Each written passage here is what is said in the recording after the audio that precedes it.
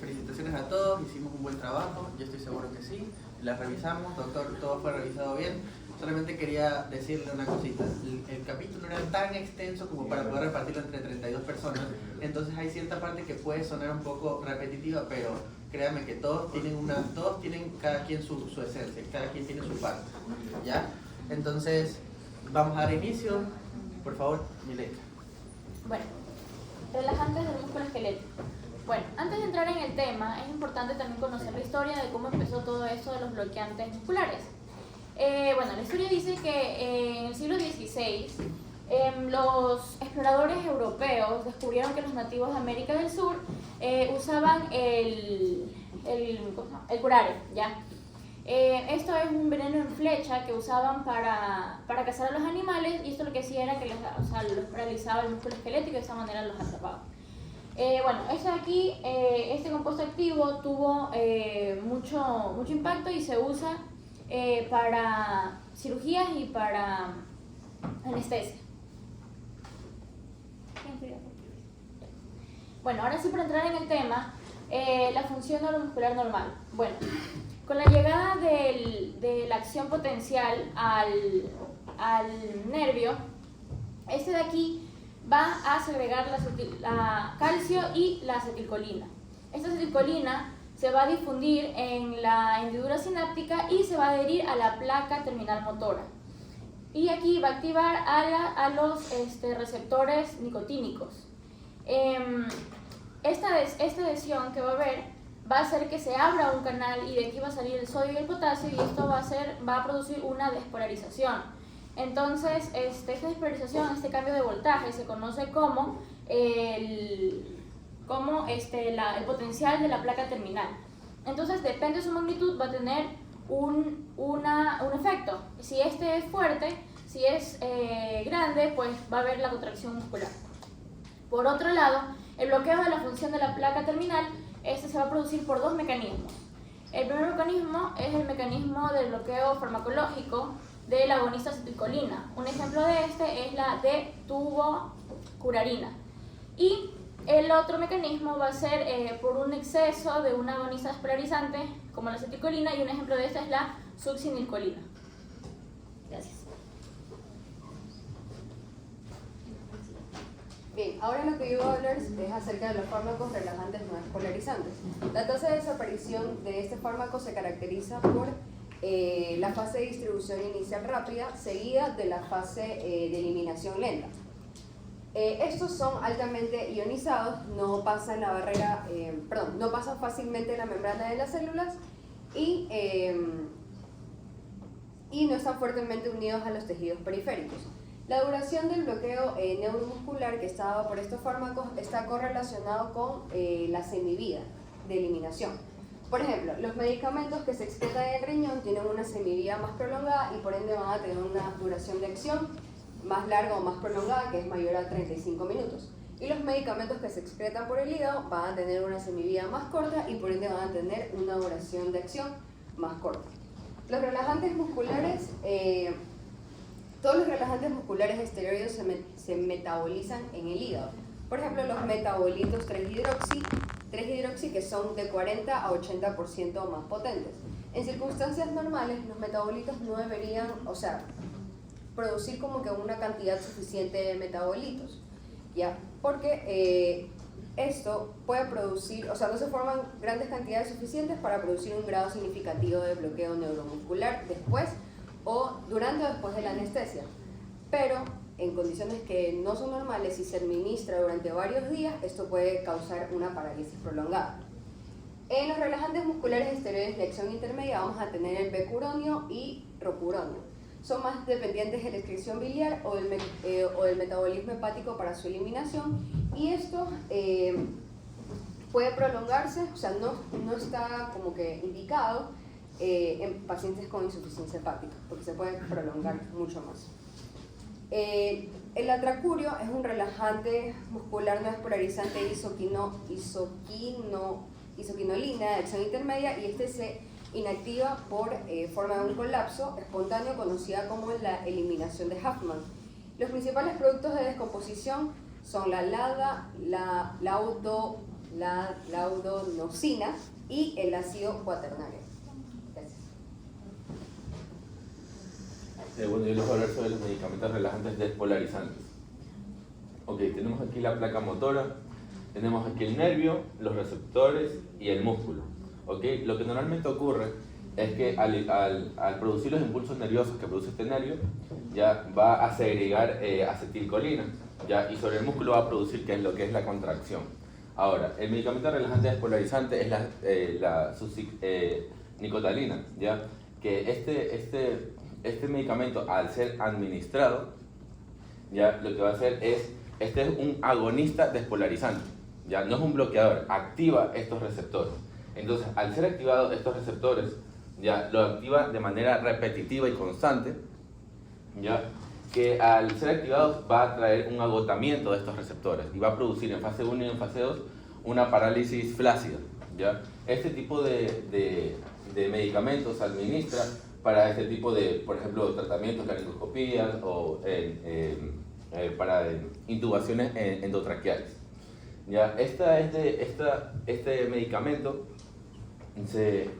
actúa de manera rápida, ya se puede administrar de manera intravenosa o intramuscular.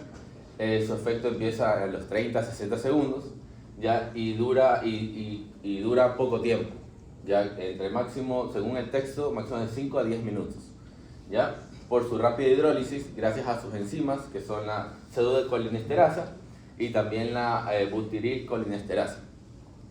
Ya, una vez que se ha administrado este medicamento, ya no todas las personas se lo pueden administrar, ya que hay ciertas personas por diferentes variantes genéticas que tienen una prolongación mucho más elevada sobre este medicamento, ya, y hay una nueva medida que se ha sacado para no administrarlo a este tipo de pacientes, que se llama el número de budocaína, ya que esta medida es para personas que es prolongado el efecto de este medicamento y pueda llevar a una parálisis mucho más prolongada.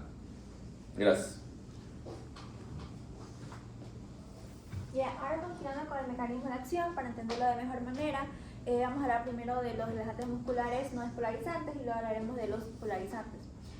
Para empezar, Katsu nos menciona en el texto que la tubocularina, aunque ya no se usa de forma tan general en la clínica, aún sigue siendo el relajante por excelencia. Ahora bien, cuando se usa un relajante con dosis bajas, lo que estos hacen es actuar sobre el receptor nicotínico y está compitiendo contra la acetilcolina. También nos menciona que relajantes musculares con menos potencia tienen la característica de tener un comienzo más rápido, pero la duración es más corta. Ahora bien, cuando se da dosis mayores, el medicamento puede atravesar el poro de los canales iónicos.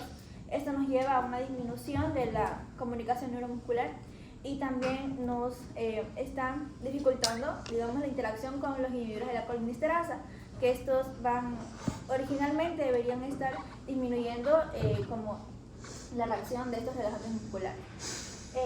Ahora bien, lo que pasa con los relajantes musculares es que también pueden bloquear los canales de sodio presinápticos, esto que produce que la acetilcolina no pueda llegar hacia las terminales nerviosas y asimismo está disminuyendo pues, la actividad neuromuscular.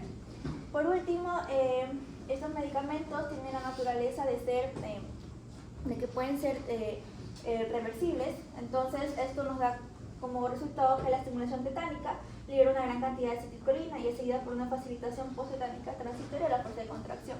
Es decir, puede disminuir el efecto de los relajantes musculares. Esto en la clínica, ¿cómo se aplica? Porque los inhibidores de la colinesterasa pueden disminuir el efecto de los relajantes musculares y de ahí terminarlo. Bueno, continuando con lo que vendría a ser los mecanismos de acción, tenemos también lo que vendría a ser las drogas relajantes despolarizantes. Bueno, en esta sección se cree que se divide justamente en un bloqueo de fase 1, que es la despolarizante, y un bloqueo de fase 2, que es la de desensibilización. Bueno, empezando con la parte de la despolarización, tenemos que el principal protagonista de esta historia es la succinilcolina, ya que el cual es el único fármaco bloqueador despolarizante que es clínicamente útil. ¿Y por qué este resalta? Es justamente por su mayor duración en comparación con la acetilcolina. primero que todo tenemos que saber que cuando hablamos de despolarización estamos hablando de una fase en la que existe contracción. Primero existe una leve fase de contracción antes de que venga una fase de relajación o de estado flácido, como mencionaron también los que mencionó el compañero. Pero bueno, en comparación con la acetilcolina, la succinilcolina tiene este protagonismo. Bueno, tenemos que, como bien también mencionaba la compañera, existe una reacción con los receptores nicotínicos, los cuales abren estos canales y causan la despolarización, de ahí el nombre de esta placa motora. Y esto no tan solo se mantiene en las células o placas motoras a las cuales logra alcanzar el fármaco, sino también llega se esparce o llega a extenderse a las membranas adyacentes, provocando un efecto más en conjunto. Bueno, tenemos que también, esto es una parte importante de este efecto de la succinilcolina, que este tiene un bajo metabolismo en la sinapsis, es decir, no tiene una hidrólisis muy rápida, no tiene una hidrólisis que sea significativa, por lo que aquí también viene la parte de su duración, a diferencia de la acetilcolina, ¿no? Que tiene su propia enzima que es la acetilcolinesterasa, ¿no? Que bueno, de hecho aquí también participa para poder justamente potenciar esta parte de despolarizante, se suelen mandar también los anticolinesterásicos para así poder generar un mayor efecto despolarizante.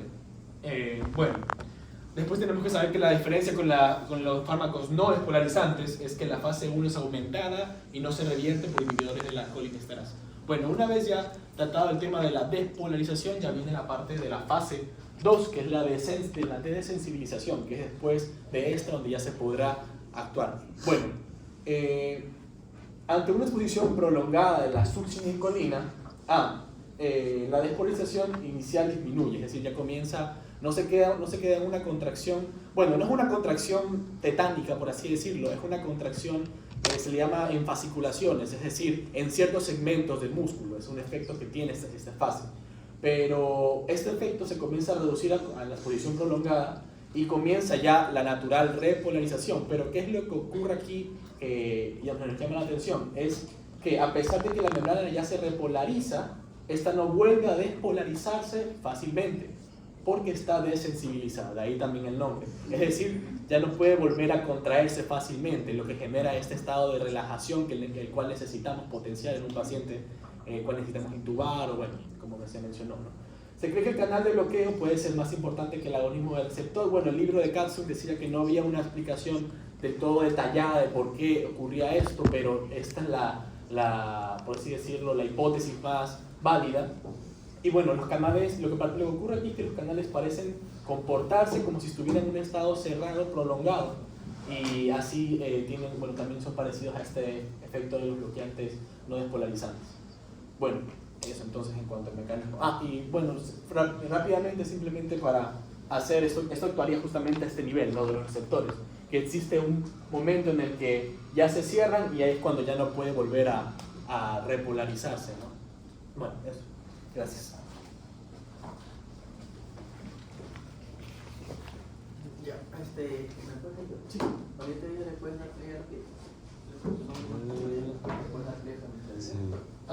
Ya, entonces, estos bloqueos nosotros necesitamos monitorizarlos, ¿no? Al momento en el que nosotros estamos dando los fármacos, nosotros necesitamos saber qué es lo que está pasando y a qué nivel, ya lo sabemos, y cuándo el fármaco se va a terminar de su efecto, ¿no? Y para eso utilizamos estas técnicas de monitorización que en el libro estaban como evaluación, pero es esto. Ya. Una de las primeras técnicas que no es utilizada clínicamente es el single twitch. El single twitch, utilizamos este aparatito lo que hace es mandar un amperaje, lo conectamos en el dedo pulgar y con unos electrodos en el cubital. Ya mismo al final les explico por qué en esas áreas, ¿no? Entonces lo que va a hacer es mandarme, ponle play porfa, un amperaje, no, el anterior, ahí, dale play. Ya, mandar un amperaje ya, y me va a hacer una reacción. Van a ver aquí como al momento en que él manda el estímulo me va a haber una reacción. El single twitch no me va a ayudar para nada de manera clínica, solamente me va a decir si el bloqueo está hecho o no. Si el bloqueo está muy profundo no va a haber ningún movimiento. Al momento en el que la máquina mande la señal no va a hacer la contracción. Síguela por favor. Ya, luego tenemos el train of 4 o tren de 4, es otra de las técnicas para medirlo. Hace 4 movimientos rápidos con esto, por favor. Va a hacer 4 impulsos. Al momento en el que hace 4 impulsos, ¿sí ven? Va a hacer 4 impulsos. En esos 4 impulsos va a medirme, en los 4 impulsos, qué tanto movió el dedo, qué tanto contrajo la musculatura del dedo. Y me va a hacer algo que se llama TOF ratio. TOF es de tren de 4, ¿no?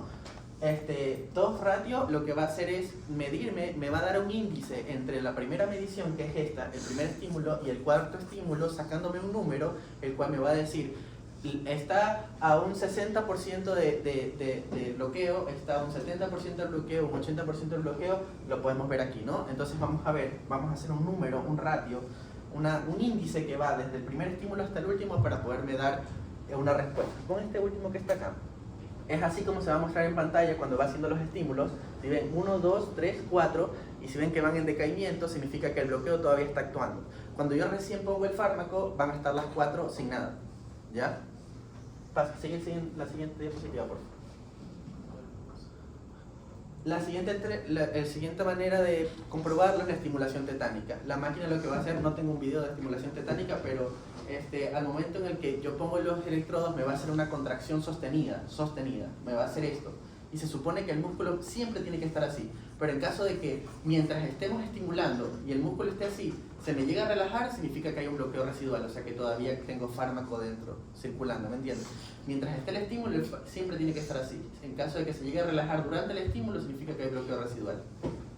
Y la última, que es, síguela por favor, la cuenta postetánica. En la cuenta postetánica, como van a ver, me va a hacer la mezcla entre un tétanos y entre un tétano, primero me va a hacer una estimulación tetánica, una fuerte sostenida durante 5 segundos, y luego me va a hacer 5 estímulos. Va a dejar un espacio entre la tetánica, me va a hacer un espacio, ponle, ¿ya? Ahí me está haciendo una estimulación tetánica, el dedo no se va a mover. Luego va a parar, cuando esto se quita de aquí, va a parar y va a esperar 750 milisegundos, y luego va a mandar estímulos, ¿sí ven? Y al momento en el que mande estímulos me va a hacer una cuenta de 10 estímulos. Si él me hace, por ejemplo, respuesta a los 3 primeros, significa que el bloqueo está bien profundo. Y si me hace respuestas más largas, a los 10 o 9, ya a los 10 o 9 sigue moviendo el dedo, significa que el bloqueo ya está por terminarse. Ya, sigue la última, por favor. Ya, entonces, algunas de las preguntas que surgen al momento de hablar sobre la evaluación de este bloqueo es ¿por qué es necesario monitorizar el bloqueo neuromuscular para saber cuándo se va a terminar el bloqueo y poder volver a poner otra dosis de ser necesaria? ¿Lo hacemos en la práctica diaria? Sí, lo hacemos en intubaciones rápidas, en emergencia, cuando llegan estos pacientes que necesitan un tubo y una vía periférica, enseguida les ponemos succinilcolina y intubamos. ¿En qué casos los utilizamos con más frecuencia? En anestesia general, siempre, para intubar. ¿Existe una técnica para hacerlo? Efectivamente, o sea, tenemos que tener unas dosis y nosotros ya sabemos qué dosis necesitamos para cada paciente, ¿ya? Y ya saben cuáles son las técnicas de monitorización que las acabamos de ver. ¿Y por qué el dedo pulgar? Se ha comprobado que la musculatura del orbital tiene mucho que ver con la musculatura del diafragma, y la musculatura del cubital y los nervios cubitales y el pulgar, el abductor del pulgar, tiene mucho que ver con los músculos faríngeos, ¿ya? Y bueno, recordar siempre que trabajar así es un acto de negligencia. Con esto quiero decir que es necesario siempre monitorizar, aunque ustedes ya tengan mucha práctica.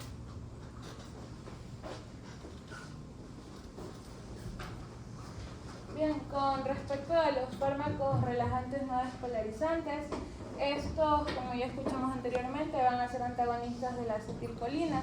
Aquí, estos más se usan en anestesias, en cirugías más que todo, o en tal caso en emergencia. A dosis clínica va a tener un antagonismo competitivo de 4 o 5 horas.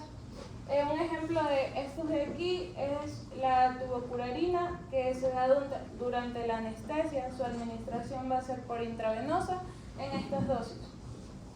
El efecto principal que van a producir estos fármacos es que van a tener una parálisis muscular generalizada, y casi siempre empiezan por los músculos mayores, como lo son el tronco, el cuello, y luego se dirige a los músculos más pequeños, que son los faciales, los músculos oculares, y por último actúa en el diafragma. Pero al haber un orden, en el orden de recuperación, esto va a ser totalmente inverso. El primer músculo en recuperarse va a ser el diafragma. También va a tener efectos en los ganglios, es decir, va a producir taquicardia o hipotensión. Actualmente hay medicamentos que ya no generan esto, pero igual casi siempre generan taquicardia. Y la eliminación o metabolización va a ser variable, es decir, que una vez que haya pasado este efecto, va a demorar entre 1 hasta 4 o 5 horas en recuperar totalmente el paciente. Por ejemplo, en caso de después de una cirugía, esto más se usó, digamos, para intubar a un paciente, para esperar que él esté completamente en sí. Hay que esperar como unas 4 o 5 horas, más o menos, dependiendo del mecanismo de acción. Y actualmente el rocuronio tiene un tiempo de inicio más rápido, es decir, va a actuar entre los 60 a 120 segundos. Con respecto a los fármacos relajantes despolarizantes, estos van a ser contrarios a los no despolarizantes, estos van a ser agonistas, van a actuar uniéndose al receptor nicotínico como agonistas. Primero, tras su administración, lo que va a provocar es una despolarización. Esto se va a generar unas contracciones musculares y luego va a generar la estimulación repetida del receptor, que esto va a dar como resultado la pérdida de la sensibilidad y parálisis. ¿A qué se refiere con esto? Es que la estimulación repetida del receptor lo que va a hacer es cansarlo para hacer que el músculo se relaje y pueda entrar este medicamento. Aquí el principal de estos de aquí es la succinilcolina, que siempre se aplica por vía intravenosa. Por ejemplo, se le utilizaría en caso de una emergencia, que llegue un paciente herido, se puede usar ahí porque tiene un efecto súper rápido. Su efecto va de los 10 a 15 segundos y la recuperación es también así mismo súper rápida, no es como la no despolarizante que demora horas. Esta demora entre 3 a 5 minutos y lo máximo va a ser 10 minutos. Efectos cardiovasculares. Tenemos el becuronio, el cisatracurio y rocuronio. Estos tienen efectos cardiovasculares mínimos. Los otros relajantes musculares, como tenemos el pancuronio y el atracurio, estos producen lo que son efectos cardiovasculares mediados por receptores, ya sean autonómicos de histamina o de histamina. La tubocuralina, en menor medida con la atrocurio, pueden producir una hipotensión y esto se da como resultado de la liberación sistémica de histaminas. Y en mayor dosis esto puede provocar lo que es un bloqueo ganglionar con la tubocuralina. Y es importante saber que la premedicación con un complejo de un antihistamínico puede provocar, atenúa lo que es la hipotensión que es inducida por la tubocuralina. El pancuronio. Este causa un aumento moderado de lo que es la frecuencia cardíaca y el menor rendimiento de la frecuencia cardíaca. Puede existir un poco o ningún cambio en lo que es la resistencia vascular sistémica. Aunque la taquicardia, que es inducida también por el pancuronio, esto se debe principalmente a una acción vagolítica. Tenemos que la liberación de la norepinefrina de las terminaciones del nervio adrenérgico y lo que es el bloqueo de la absorción neuronal, eso ya vienen a ser mecanismos secundarios. Los bloqueadores neuromusculares que liberan lo que son la histamina pueden provocar o inducir lo que son broncoespasmos. Pero una vez que es inducida lo que es la anestesia general, la inserción del tubo endotraqueal viene a ser la causa más común de los broncoespasmos. Sí. Aquí tenemos fármacos que son derivados de la isoquinolina, derivados de esteroides y de otros agentes. Tenemos, por ejemplo, de la isoquinolina, el atracurio, el cisatracurio y la tubocuralina. Estos tienen efectos ganglios autónomos, no tienen, y solo la tubocuralina tiene un bloqueo débil. No tienen efectos en receptores cardíacos muscarínicos y presentan tendencia a causar liberación de histamina. Por ejemplo, el atracurio tiene leve, el cisatracurio ninguno y el tubocuralina moderado. No tienen derivados esteroides, no tienen efectos de ganglios autónomos. Tenemos el pancuronio, el trucuronio y el becuronio. Tiene un bloqueo moderado en efectos receptores cardíacos muscarínicos, el becuronio es leve y el becuronio no tiene. Y estos no tienen tendencia a liberación de lo que es histamina. Y tenemos otros agentes, por ejemplo, la gallamina y la succinilcolina. En la succinilcolina tiene efectos ganglios autónomos, una estimulación, estimulación en efectos receptores cardíacos muscarínicos y tiene una liberación de histamina leve. La succinilcolina está propicia a tener arritmias cardíacas, en especial cuando se administra durante la anestesia al lotano. La administración de un fármaco anticolinérgico suele atenuar lo que son respuestas inotrópicas y cronotrópicas, pero estas suelen ser negativas a la succinilcolina, por ejemplo el glicopirolato y la atropina. Y con dosis altas de succinilcolina va a tener respuestas inotrópicas y cronotrópicas positivas.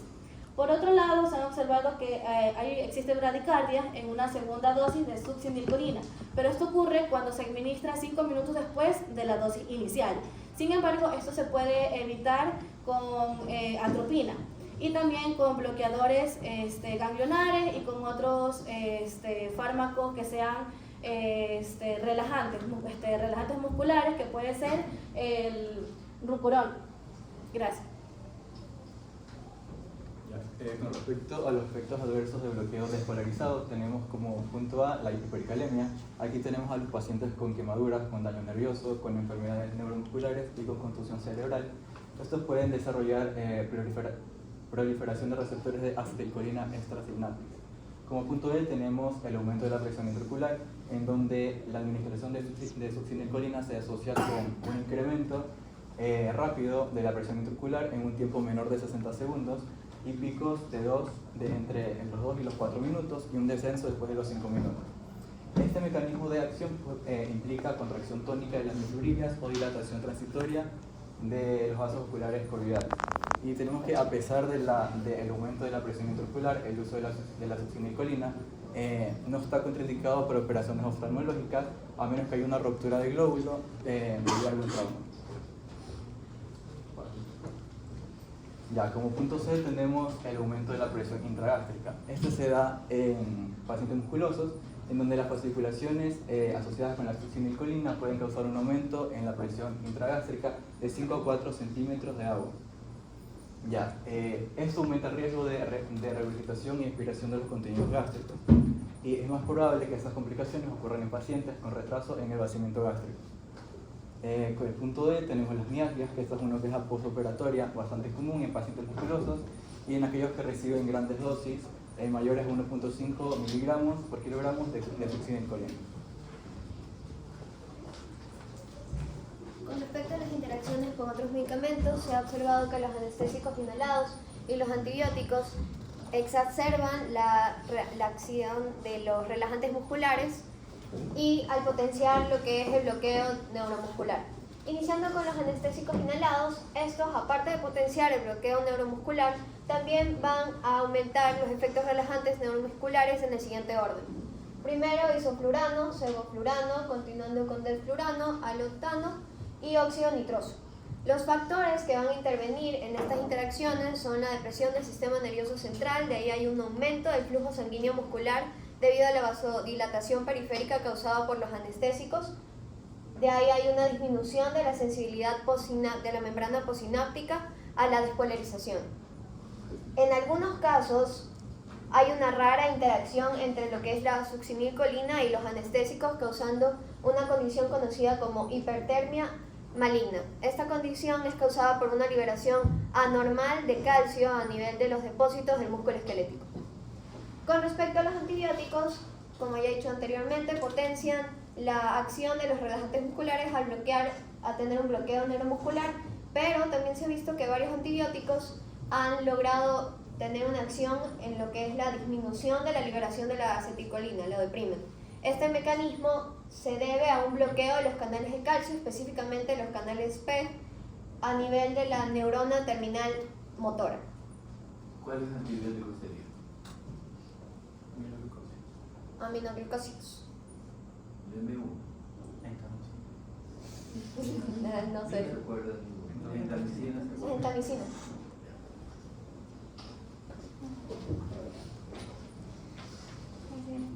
Ya, entre otros tipos de interacciones con otros medicamentos vamos a tener con los anestésicos locales, que se van a presentar de 3 dosis.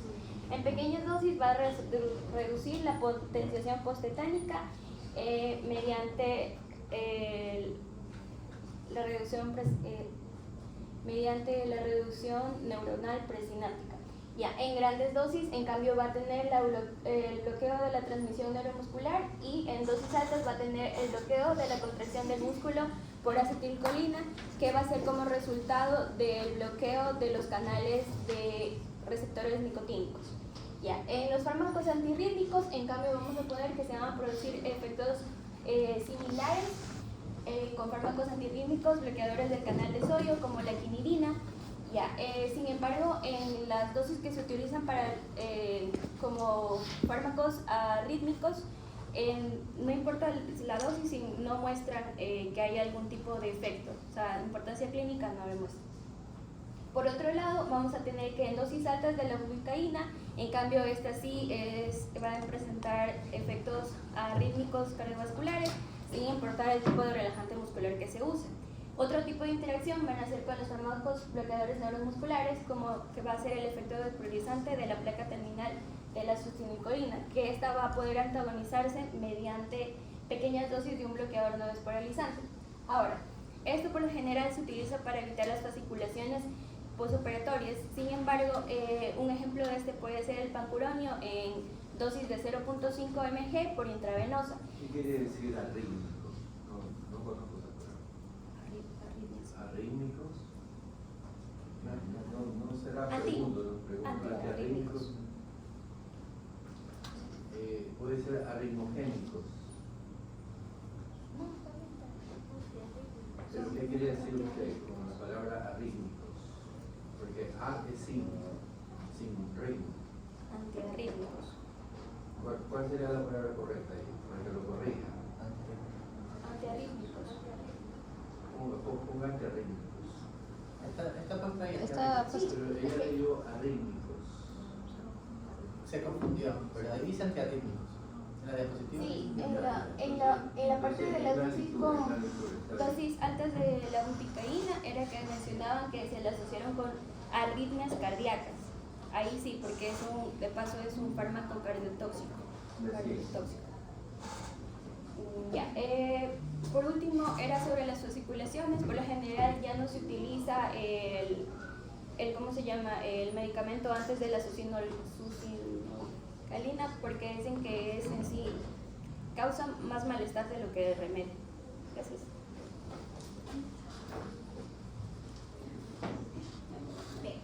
Reversión del bloqueo neuromuscular no despolarizante. Hablando de la reversión del bloqueo neuromuscular no despolarizante, debemos mencionar primero a dos fármacos, la neostigmina y la pireostigmina. Estos dos tienen un mecanismo de acción similar.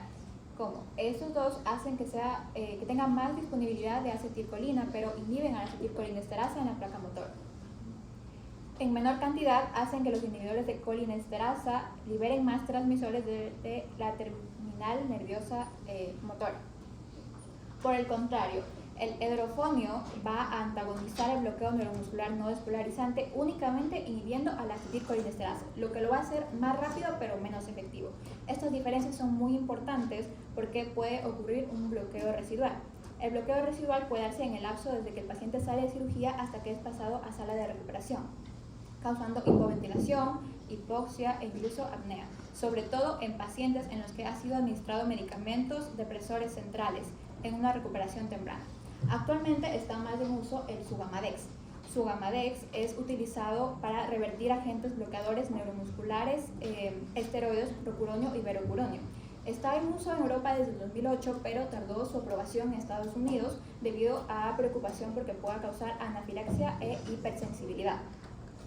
Al unirse al plasma rocuronio, disminuye la concentración de plasma libre, estableciendo un gradiente de concentración, lo que hace que el rocuronio desarticule la unión neuromuscular hacia la circulación, ligándose rápidamente al Sugamadex. Se utiliza 3 rangos de dosis, el primero 2 miligramos sobre kilogramo para una reversión del bloqueo neuromuscular superficial, 4 miligramos sobre kilogramo para una reversión neuromuscular profunda y 16 miligramos sobre kilogramos en caso de que queramos revertir de manera rápida, pero únicamente cuando sea administrado previamente 1.2 miligramos sobre kilogramos de rocuronio.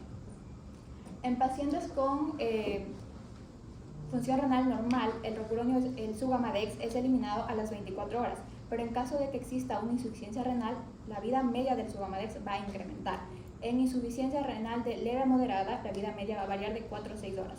En el caso de la insuficiencia renal severa, va a incrementarse hasta 19 horas, por lo que es totalmente contraindicado en pacientes con insuficiencia renal severa. Tiene reacciones adversas muy marcadas, como son la anafilaxia, vómitos, urticaria, bradicardia, paro cardíaco y coagulopatía. Al ser el Suvamadex estar unido al propuronio y iveropuronio, va a bloquear a drogas esteroides como son anticonceptivos a base de progesterona y medicamentos selectivos moduladores del receptor de estrógenos toremifeno. Lo que hace en ambos, que son los más importantes que bloquea, es reducir su eficacia.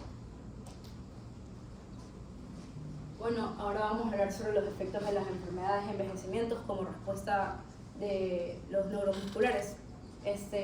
Bueno, en el caso de la miastenia gravis y en los adultos mayores, el efecto de estos medicamentos van a ser un poco más prolongados.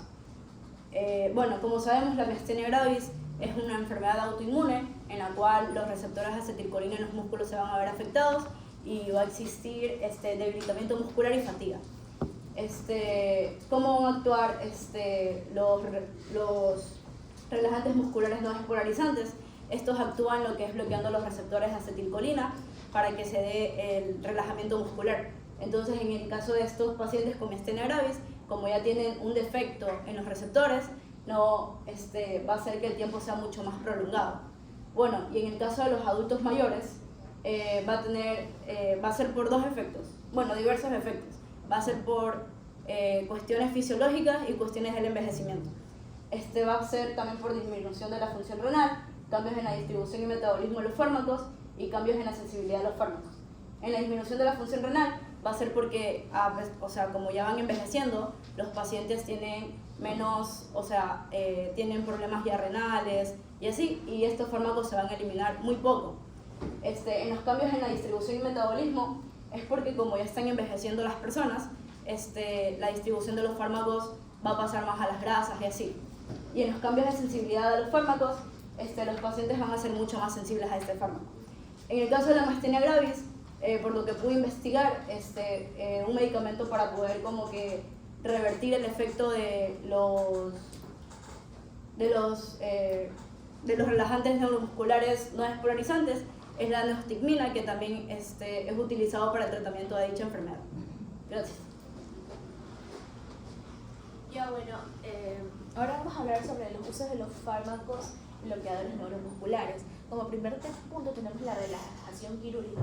Uno de sus usos más importantes es que va a facilitar la cirugía intracavitaria, especialmente la intraabdominal y la intratorácica. También tenemos el segundo punto, que es la intubación endotraqueal, que va a relajar los músculos faríneos y laringeos.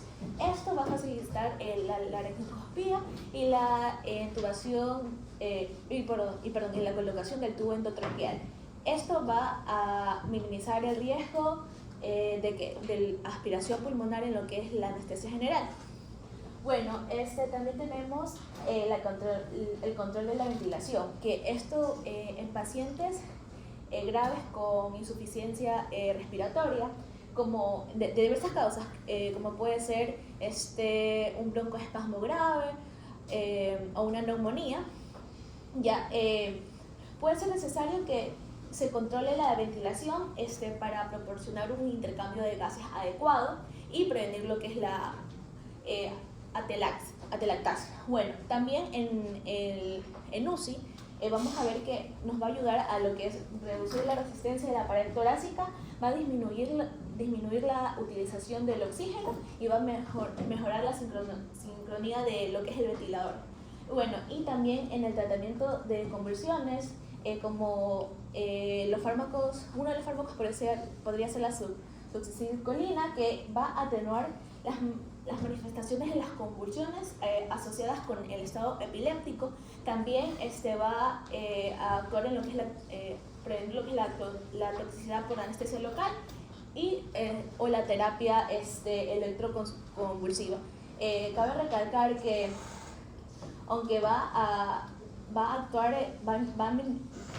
va a atenuar lo que son las manifestaciones de las convulsiones asociadas con estado epiléptico, no va a actuar en el sistema central, ya que no va a pasar lo que es la barrera hematoencefálica.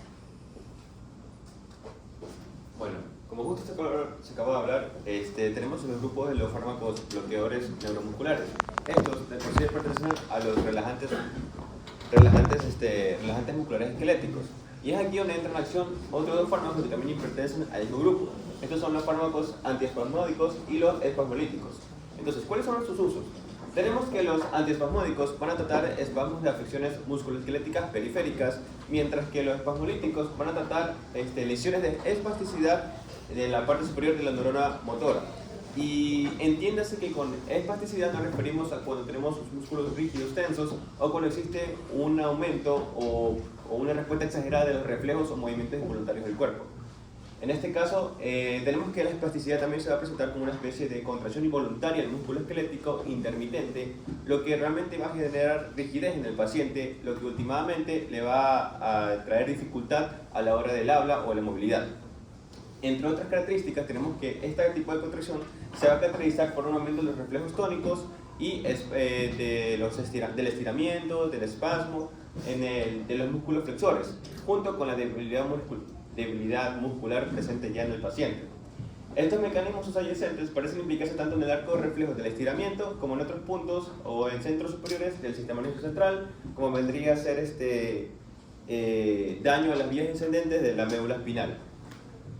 También tenemos que van a existir dos tipos de tratamientos para este tipo de problema de patología. Tenemos la terapia farmacológica, que esa va a radicar en tratar de modificar el arco de reflejo del estiramiento y también actuar propiamente en el músculo esquelético. Y la otra prácticamente vendría a ser en recalcar que los medicamentos que se modifican, los arcos de reflejos pueden ser de dos tipos, pueden ser tanto excitatorios como también pueden ser inhibitorios. Bueno, aquí podemos presentar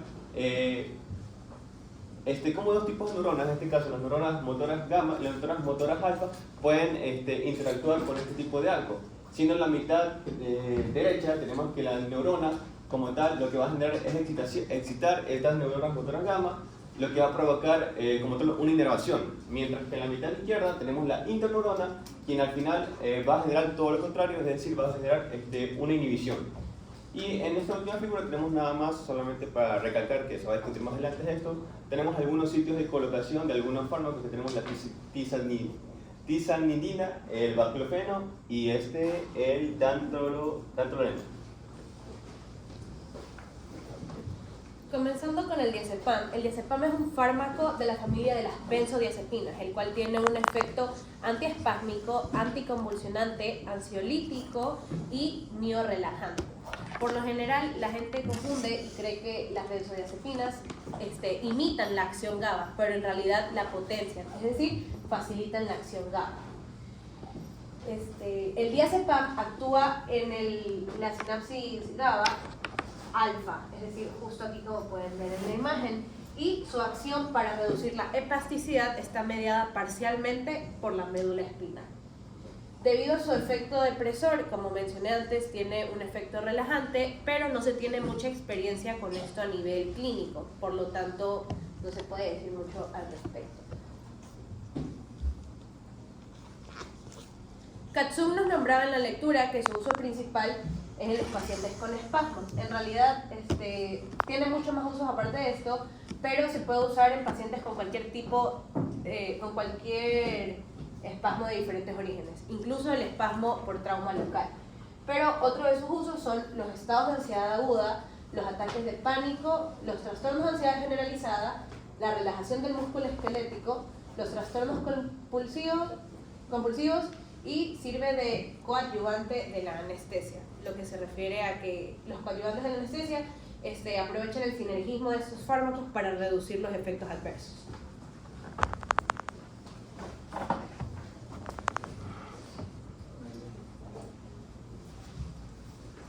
Otros medicamentos espasmolíticos de acción central. La gabapentina es un agente antiepiléptico, pero como un agente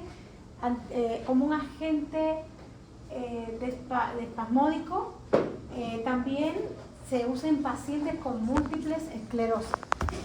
Este va a actuar en el receptor NMDA, que va a inhibir el glutamato y va a ayudar a que baje lo que es el espasmo muscular.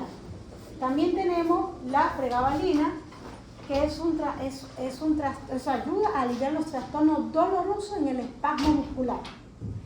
Este va a actuar de la misma forma, ayudando e inhibiendo al mismo tiempo el espasmo muscular. Tenemos aquí lo que es la progabalina, que es un agonista del GABA A y del GABA B. ¿Qué va a hacer ese? Ese va a tener una interrelación y va a tener una acción activa sobre el espasmo muscular, ayudando a inhibir la aminoácido y reduce la espasticidad. La espasticidad, como sabemos, viene a ser como una especie de calambre. Cuando el dedo puede ponerse así, muchas veces puede ocasionarse en una piscina, que podemos sentir un espasmo, que no podemos movernos, y esta va a ayudar. Lo incómodo de esto que yo leí, que tiene un efecto a partir de 2 a 3 horas, que no actúa inmediatamente. También tenemos la hidroxilina y la aerosol. Este tratamiento es de esclerosis laterales, que al mismo tiempo va a ayudar al espasmolítico, a reducir su efecto espasmolítico. Gracias. Ok, continuando con los fármacos espasmolíticos, tenemos al dantroleno. El dantroleno es un derivado de la idantoína y relacionado con la fenitoína, el cual tiene un único mecanismo de acción que es espasmolítico. A diferencia de los fármacos que mencionó Maribel, que son de acción central, este no reduce la fuerza de la musculatura esquelética al interferir con el acoplamiento, excitación y contracción de las fibras musculares. Principalmente se lo utiliza para lo que ya se mencionó, es este trastorno que se denomina la hipertermia maligna, el cual es un trastorno hereditario raro, el cual puede ser desencadenado ya sea por la anestesia general o por algunos fármacos bloqueadores, como se ha mencionado repetitivamente, la succinilcolina. ¿Qué es lo que pasa aquí? Aquí hay una alteración del calcio, se libera de mayor manera ya sea por esta apertura de los canales que se llaman canales receptores de riadonina 1, o también se puede dar por un deterioro del retículo sarcoplásmico del músculo, el músculo esquelético, ya que este se encarga de almacenar el calcio, entonces se podría decir que directamente actúa. Aquí está la acción del dantroleno a nivel del retículo sarcoplásmico en el músculo esquelético. ¿Qué es lo que va a pasar aquí? Como consecuencia va a dar signos y síntomas como la rápida elevación de la temperatura corporal, así como de contracciones musculares intensas. Además como tratamiento de hipertermia maligna, también se sabe que también se lo utiliza para tratar la espasticidad y la hiperreflexia. Ahora sí, hablando detalladamente en el mecanismo de acción del dantroleno, primero hablaremos un poco de cómo es que se trata esta enfermedad, me refiero a la respuesta, y luego qué pasa si utilizan dantroleno. Como se puede ver aquí, este es en el caso, aquí está el retículo sarcoplásmico, se da la liberación del calcio por medio de los canales receptores de riadonina 1, por lo que se va a ocasionar esta interacción generadora de tensión de las fibras de actina y miosina. ¿Qué pasa si utilizamos dantroleno? El dantroleno se va a unir a estos canales de receptores de riadonina 1, por lo que van a bloquear su apertura. Y por ende, no se va a dar liberación de calcio a nivel del retículo sarcoplásmico, por lo que va a interferir en la liberación del calcio a nivel de este reservorio. Algo que tenemos muy claro es que como los demás medicamentos no son de acción específica, sino son selectivos, y también se podría decir que este medicamento puede deprimir mínimamente el músculo cardíaco y el músculo liso, ya que estos van a tener otro tipo de receptor muy parecido que se llama el receptor riadonina 2. Yo voy a hablar sobre el medicamento baclofeno. En realidad es un GABA mimético y antagonista de receptores GABA B. Estos van a deprimir los efectos de transmisión monosináptica y polisináptica de la médula espinal sin inhibir la transmisión neuromuscular. Entonces, ¿qué quiero decir con esto? Que va a bajar la excitabilidad neuronal del músculo afectado, reduciendo la espasticidad y la rigidez. Ya, ¿cómo se actúa en el sistema nervioso central como agonista? Bueno, deprime yo lo mencioné, tiene propiedades miorelajantes y antiespasmódicos y es al menos tan efectivo como el diazepam y la tianidina para reducir lo mismo, espasticidad, y es menos sedativo que el diazepam. Ya.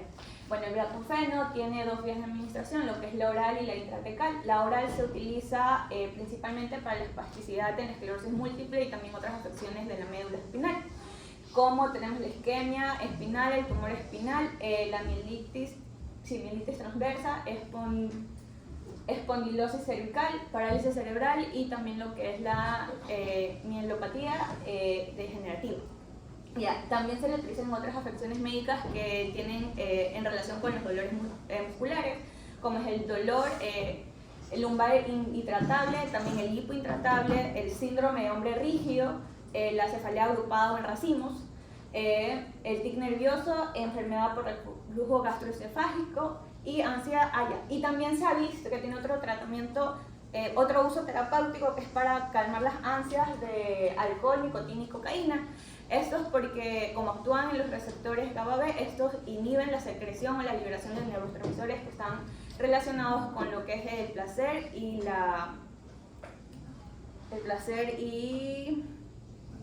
bueno, reduce lo que es la serotonina y la dopamina. Ya, y por vía intratecal, esto se utiliza exclusivamente para espasticidad severa y dolor muscular que no se puede tratar por la vía oral. Ya, tiene una biodisponibilidad del 70 al 80%. Y también como recomendación que cuando se administra el fármaco se recomienda al paciente de que no conduzca porque no se conoce los efectos que pueda tener. José, vos eres la propaganda. Está.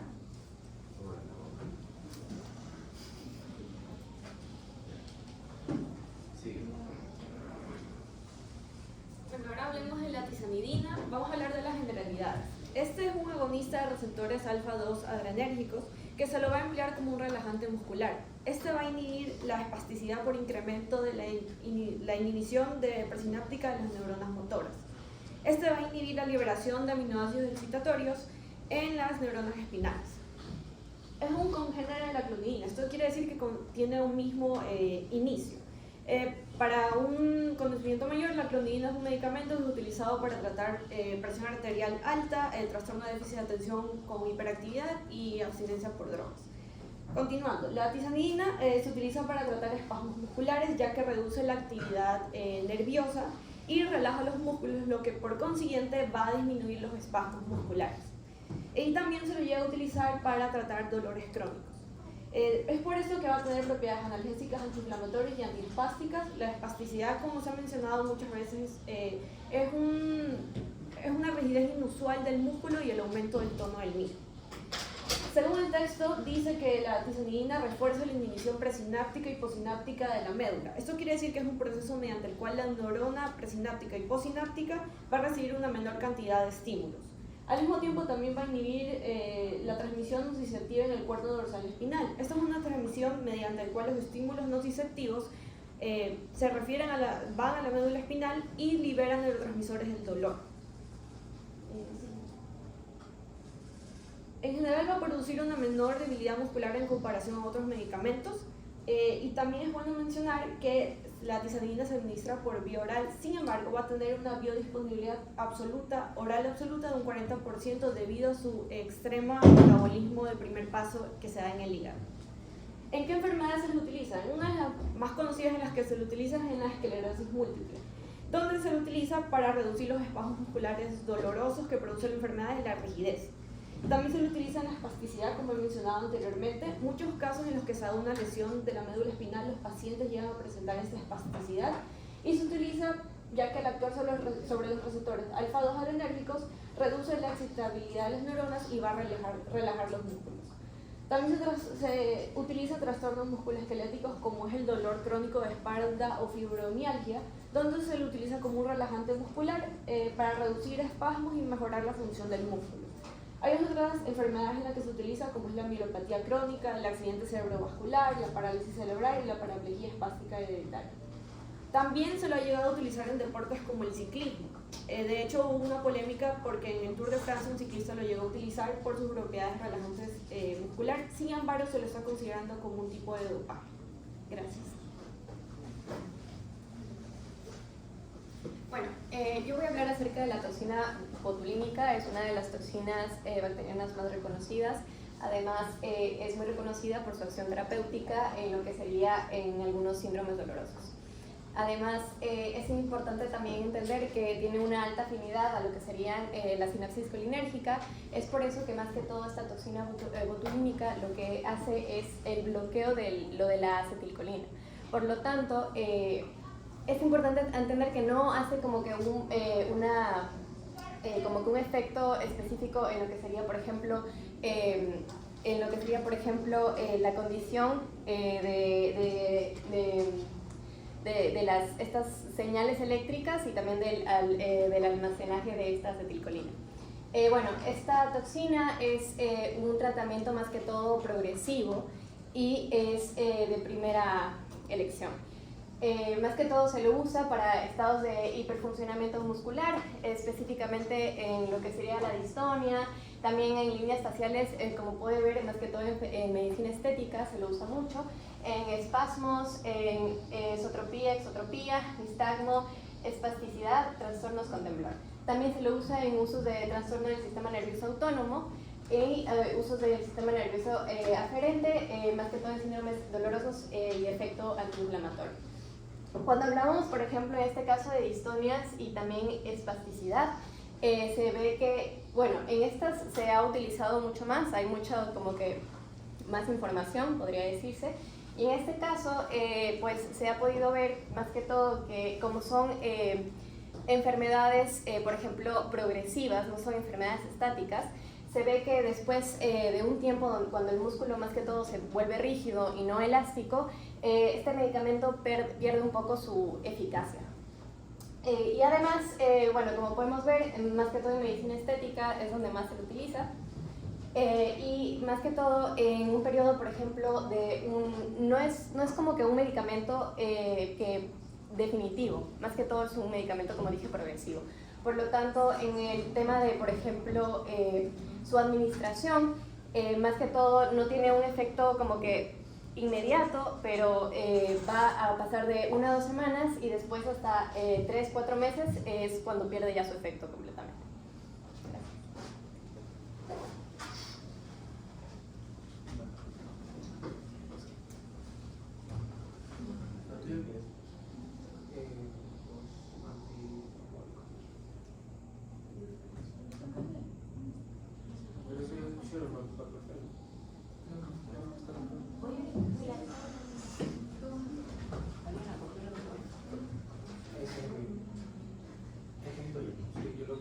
Ah, ya, sí, se saltó.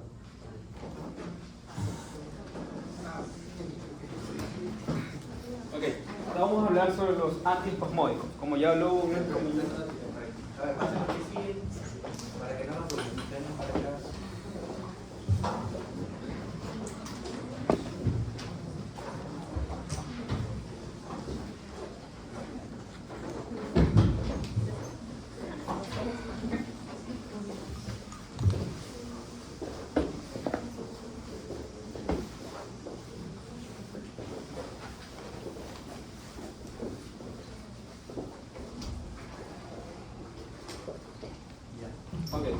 Ahora vamos a hablar sobre los antiespasmódicos. Tenemos que estos van a ser fármacos generalmente usados, bueno, generalmente van a formar parte de los relajantes musculares. Van a estar usados justamente en los espasmos por afecciones musculoesqueléticas periféricas, no con comparación a los centrales, que son los espasmos libres. Ahora, comúnmente dirigido a los espasmos musculares agudos, estos van a estar producidos por traumatismos musculares, lesiones o tensiones musculares, como vemos allí. Para tratarlos, en este caso vamos a usar fármacos centralmente activos, que van en este caso a actuar a nivel de la médula espinal y también al tronco encefálico. Como vemos aquí va a estar el clisoprodol, la clorzoxazona, la ciclobenzaprina, en este caso también está la metaxalona, metocarbamol, la orfenadrina y también en este caso la clorfenazina. podemos decir que justamente de acuerdo a su farmacocinética, estos aquí van a estar administrados por vía oral con excepción al metocarbamol. Este de aquí va a estar administrado por vía intravenosa. Se puede decir también que en este caso va a estar metabolizado de la misma forma a nivel hepático y también va a tener un periodo de duración entre 4 a 6 horas. Ahora, en comparación a todo lo que está aquí, como vemos que está subrayado, que es el ciclo de benzaprina, este de aquí va a ser un despolarizante, a diferencia del resto, va a tener, no va a tener en este caso una eficacia en el tratamiento por espasmo muscular, debido a que es capaz de producir parálisis cerebral y también o lesión en este caso en la médula espinal. Ahora, tenemos aquí el mecanismo de acción, las aplicaciones clínicas que más o menos se les conté, que es dirigido para el espasmo agudo muscular y también para la inflamación, que es un antiinflamatorio. Y los efectos adversos. Comenzamos con el mecanismo de acción. En este caso va a realizar la inhibición del arco reflejo muscular a nivel de la médula espinal. En este caso también la reducción de los reflejos musculares hiperactivos. Va a potenciar la liberación de norepinefrina para de esta manera aliviar los espasmos musculares. Y también va a tener efectos antimuscarínicos. De la misma forma va a realizar la inhibición del receptor 5-HT2 de la serotonina. Va a tener cierta relación a nivel estructural con los antidepresivos tricíclicos, como la doxepina. Las aplicaciones clínicas ya se las nombré y los efectos adversos, como los mencioné, va a tener efectos antimuscarínicos. También va a ser la sedación, la confusión, las alucinaciones transitorias, convulsiones, poliquiuria, taquicardia, en este caso también la diarrea, parestesias, ansiedad, entre otros. Muchas gracias. Bueno, continuando con la succinilcolina, tenemos que es un bloqueante neuromuscular despolarizante. En cuanto a su mecanismo de acción, tenemos que va a actuar a nivel de los receptores agonistas de acetilcolina, nicotínicos que se van a encontrar principalmente en las uniones neuromusculares. Esto va a causar la despolarización y también va a estimular los receptores ganglionares nicotínicos de acetilcolina y los cardiomuscarínicos de acetilcolina. En cuanto a los efectos, tenemos que la despolarización inicial va a causar contracciones transitorias, además de la parálisis flácida prolongada. Y en la repolarización tenemos que también se va a presentar el efecto de la parálisis flácida prolongada. En cuanto a las aplicaciones clínicas, tenemos que se utilizan al momento de colocar el tubo endotraqueal al inicio de un procedimiento anestésico y claramente puede controlar las contracciones musculares que se pueden dar en un ataque epiléptico. En cuanto a la farmacocinética, toxicidad y a las interacciones con otros fármacos, tenemos que es de metabolismo rápido debido a la congestión plasmática, tiene una duración de 5 minutos y es tóxico dado por las arritmias. En interacción con otros fármacos va a causar hipercalemia, aumento transitorio de la presión intraocular e intraabdominal y dolor muscular postoperatorio. En cuanto a las RAM, tenemos que va a causar fasciculación muscular, dolores musculares postoperatorios, aumento de la presión intraocular, taquicardia, exantema, mioglobinemia, mioglobinuria y hipertemia maligna. Además, en la dosis tenemos que es por vía intravenosa, que va a ser de 1 a 2 miligramos por kilogramo, y se puede administrar dosis suplementarias del 50 al 100% de la dosis inicial cada 5 a 10 minutos en el caso de que sea requerido. Y en el caso de los gestantes y de los niños mayores, en este caso adolescentes, se puede utilizar por vía intramuscular de 4 miligramos por kilogramo. Y en las contraindicaciones tenemos a los pacientes que son hipersensibles a la succinilcolina, pacientes con riesgo a que tengan hipercalemia, hipertemia maligna, hiperpotación persistente, enfermedades miotónicas congénitas y también miopatías relacionadas a una elevación de la creatinfosfatasa. Bueno, la D-tubucularina va a ser un bloqueante neuromuscular no despolarizante. Su mecanismo de acción va a consistir en ser un antagonista competitivo en los receptores de acetilcolina de tipo nicotínicos. Estos van a ser especialmente en las uniones neuromusculares y en su efecto vamos a ver que va a evitar la despolarización de la acetilcolina y lo que va a producir una parálisis flácida. También vemos que va a haber la liberación de histamina con hipotensión y un bloqueo débil de receptores de acetilcolina muscarínicos cardíacos.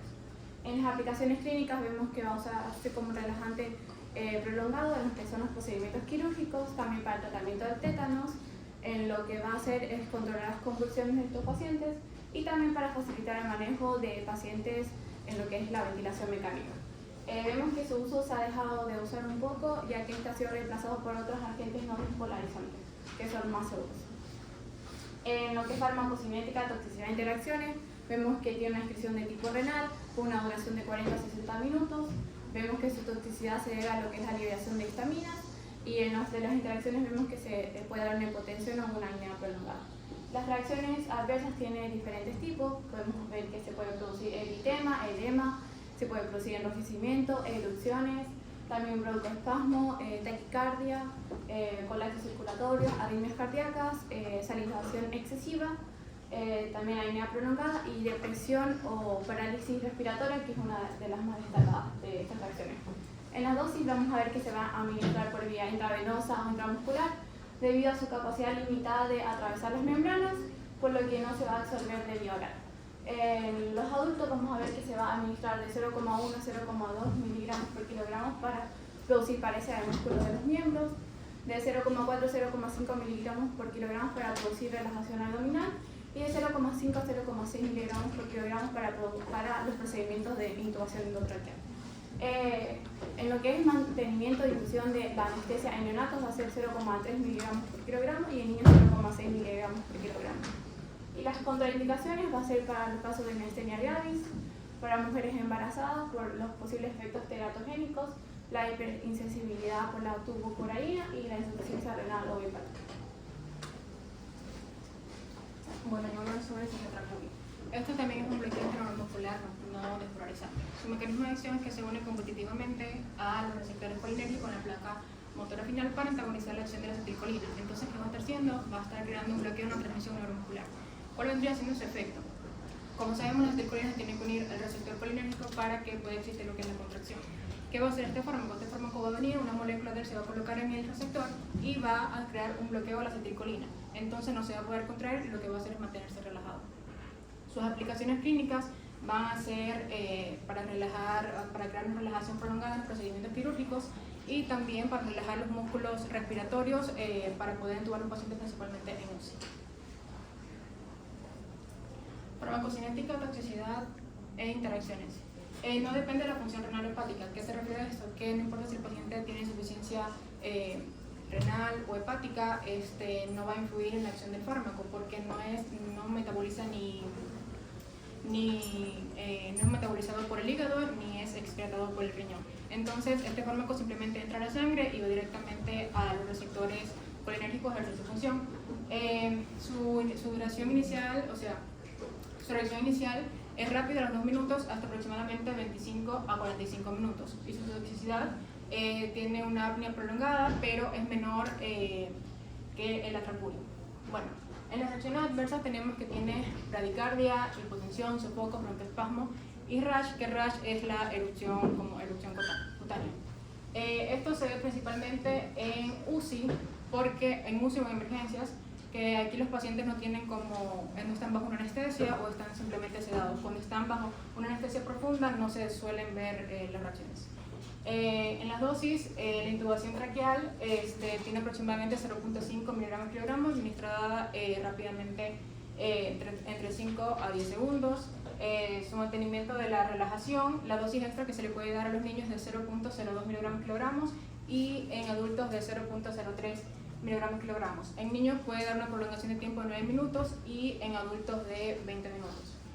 Y su perfusión intravenosa continua y el uso en UCI prácticamente la misma dosis de 3 microgramos por kilogramos minutos o 0.18 miligramos por kilogramos hora.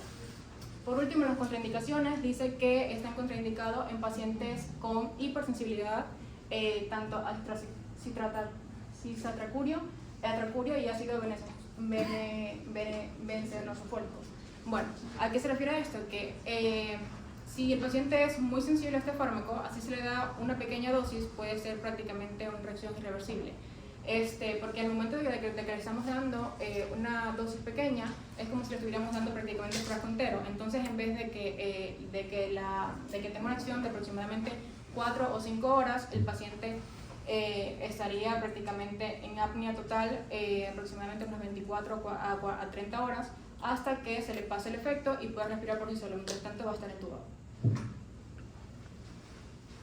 Bueno, ahora tenemos el rocuronio, que es muy similar al cisatracurio y a la tuberculina, es asimismo un bloqueante neuromuscular no despolarizante, tiene el mismo mecanismo de acción, va a ser un antagonista competitivo de los receptores nicotínicos, especialmente en las uniones neuromusculares.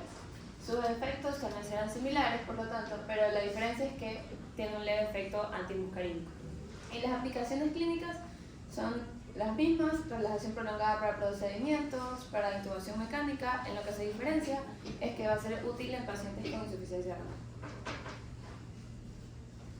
Bueno, en cuanto a la farmacocinética, toxicidad de interacciones, esta va a tener un metabolismo hepático, su duración va a ser de 20 a 35 minutos y su toxicidad va a ser apnea prolongada. En cuanto a la RAM, tenemos que puede generar, aunque es muy raro, pero puede suceder, hipotensión, taquicardia, broncoespasmos, anafilaxia y bloqueo muscular prolongado. En cuanto a la dosis, es una dosis estándar en niños, adultos y adultos mayores, que es de 0.6 miligramos por kilogramo. Y la dosis de mantenimiento, que esta se recomienda más solo en adultos, que es de 0,15 miligramos por kilogramo. Y las contraindicaciones que pueden suceder, o contraindicaciones por las que no se puede dar este fármaco, van a ser obviamente como se metaboliza en el hígado, por las personas que tengan insuficiencia hepática grave, enfermedades neuromusculares preexistentes, o la hipersensibilidad al rocuronio, al ion bromuro o a los excipientes que estén patentes. El baclofeno. El mecanismo de acción de esta es que actúa a nivel de la médula espinal, bloqueando las vías de transmisión aferentes tanto monosinápticas como polisinápticas, ya que esta actúa como un agonista de los receptores GABA. El efecto de este medicamento es que tiene una inhibición motora pre y postsináptica.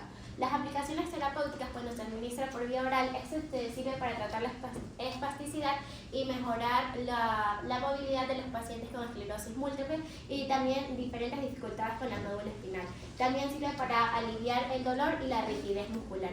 Cuando se administra por vía intratecal, sirve para el tratamiento de la espasticidad, pero originada cuando tiene origen cerebral. También es utilizado vía intratecal para la neuralgia del trigémino. La farmacocinética, toxicidad e interacciones de ese medicamento es que cuando es administrado por vía oral, se administra de una manera completa y rápida, y la biodisponibilidad de este medicamento va a depender de cada uno de los pacientes. Las concentraciones máximas de sangre se van a obtener alrededor de la segunda y la tercera hora de administrar el medicamento, como su semivida va a estar alrededor de las 2 horas y media y las 4 horas. También el 15% de este medicamento se metaboliza en el hígado y es eliminado por vía renal. Sus reacciones adversas medicamentosas es que cuando es administrado por vía oral puede producir mareo, vértigo, cefalea, náuseas, debilidad, hipotensión y constipación. Cuando es administrado por vía intratecal se puede presentar convulsiones, parestesias, visión borrosa, hipotensión, hipotonía y disnea. La dosis, se inicia con 15 miligramos cada 2 veces al día hasta llegar a 100 miligramos, pero esto depende de la tolerancia del paciente. Las contraindicaciones: está contraindicado en pacientes con insuficiencia renal severa, en pacientes que hayan sufrido hemorragias intracraneales o accidentes cerebrovasculares. Esto es debido a que puede aumentar la depresión del sistema nervioso central. También está contraindicado en pacientes ancianos que tengan desórdenes psiquiátricos. Bueno, ahora tenemos el diazepam, que es un medicamento espasmolítico que actúa centralmente. Bueno, su mecanismo de acción tenemos que facilita la transmisión GABAérgica en el sistema nervioso central. En cuanto a sus efectos, sabemos que aumenta la inhibición interneuronal de los aferentes motores primarios de la médula espinal, o sea, causa sedación central. Y en cuanto a las aplicaciones clínicas, como ya sabemos, se utiliza para espasmo crónico, debido a parálisis cerebral, lesión de médula espinal, ansiedad, entre otros. En cuanto a la farmacocinética, toxicidad de interacciones, tenemos que tiene absorción oral o rectal casi completa, alrededor de más del 90%. Las concentraciones máximas serán alrededor de la hora y media de la administración. Por la vía intravenosa es para el estado epiléptico.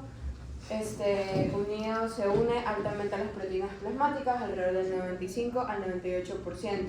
Es extensamente metabolizado a varios metabolitos activos y su toxicidad va a causar sedación e incluso puede llegar hasta la coma. En cuanto a las reacciones adversas, tenemos somnolencia, mareo, cefalea, ataxia, confusión, depresión respiratoria y tromboflebitis. La dosis tiene dos etapas, la dosis inicial que es de 4 miligramos por decilitro y se va aumentando gradualmente hasta puede llegar a una dosis máxima de 60 miligramos por decilitro. En las contraindicaciones es la miastenia gravis, insuficiencia respiratoria, hepática, renal y en los pacientes que están en coma. Bueno, luego tenemos el otro medicamento que es la tizanidina. Este es un medicamento espasmolítico que va a actuar centralmente. Su mecanismo de acción va a ser un agonista alfa-2 adrenoreceptor en la médula espinal y va a generar efectos como inhibir el reflejo motor presináptico y postsináptico. Se aplica clínicamente en espasmos debidos a espasmos, esclerosis múltiples o por accidentes cerebrovasculares y también esclerosis amiotrófica lateral. En farmacocinética, toxicidad e interacciones tenemos que se da por vía oral, su eliminación va a ser renal y hepática, va a tener una duración de 3 a 6 horas y su toxicidad puede causar debilidad, somnolencia, sedación, hipotensión, hepatotoxicidad y entre un rebrote de hipertensión de manera aguda. En sus reacciones adversas tenemos la somnolencia, hipotensión, mareos, boca seca, astenia, bradicardia y hepatotoxicidad. En cuanto a su dosis, bueno, se inicia de 2 miligramos cada 6 a 8 horas hasta llegar a un máximo que sería de 36 miligramos. En pacientes que tengan insuficiencia hepática o renal, se debe ajustar esta dosis. Y en cuanto a sus contraindicaciones, tenemos principalmente los pacientes que sean hipersensibles al principio activo o a sus recipientes, no consumir en embarazo ni en lactancia y tampoco en la administración concomitantes con fluvoxamina o ciprofloxacina. Y en trastornos reales de disfunción hepática. Bueno, en cuanto a la ciclodenzaprina, vamos a tener que este es un medicamento para tratar el espasmo muscular local agudo. Su mecanismo de acción va a ser inhibir el arco reflejo muscular en la médula espinal y sus efectos va a tener efectos antimuscarínicos y también va a reducir los reflejos musculares hiperactivos. Para las aplicaciones clínicas vamos a tener que se va a utilizar para los espasmos agudos que son debidos a lesiones musculares y la inflamación. Para la farmacocinética, la toxicidad de las interacciones, vamos a tener que va a tener un metabolismo hepático con una duración estimada de 4 a 6 horas y va a tener toxicidad fuerte por los efectos antimuscarínicos.